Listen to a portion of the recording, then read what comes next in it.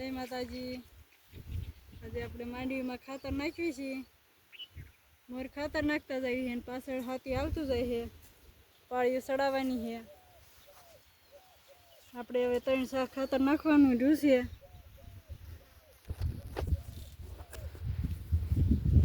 આ દાણાદાર ખાતર છે ઓર્ગેનિક ને કાલે આપણે ગોટામાં પાણી વાળ્યું હતું, બધું પાઈ દીધું। આવી માંડવી છે, આવો ગોટો છે। આપણે કાલે બધું પાઈ દીધું હતું, અહીંથી આમાં શેઢા સુધી બધું પાઈ દીધું છે। આવો બધો ગોટો છે।